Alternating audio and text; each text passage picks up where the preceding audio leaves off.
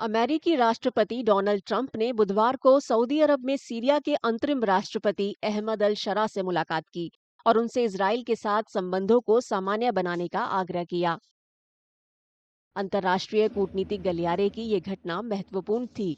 Trump ने कहा कि अल शरा अब्राहम समझौते में शामिल होने और इजराइल को मान्यता देने के लिए तैयार हैं। हालांकि सीरिया ने इसकी तस्दीक नहीं की है।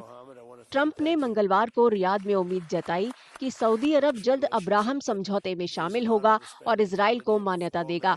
उन्होंने कहा कि ये काम उनके कार्यकाल में ही होगा। सऊदी अरब अरसे से कहता आया है कि इजराइल को मान्यता 1967 में फिलिस्तीन के गठन के समय तय सीमा को स्वीकार करने से जुड़ा है। अब्राहम समझौता 2020 में अमेरिकी मध्यस्थता से हुआ था। समझौते के बाद इजराइल, संयुक्त अरब अमीरात, बहरीन, सूडान और मोरक्को सहित कई अरब देशों के बीच राजनयिक संबंध सामान्य हुए। अब्राहम समझौते से मध्य पूर्व की राजनीति में महत्वपूर्ण बदलाव हुआ। समझौते में शामिल देशों ने इजराइल फिलिस्तीन विवाद की परवाह किए बिना इजराइल को मान्यता दी थी। समझौते का नाम अब्राहम रखा गया, जिन्हें यहूदी, ईसाई और इस्लाम में सम्मान के साथ देखा जाता है। वे तीनों धर्मों को एक सूत्र में बांधते हैं।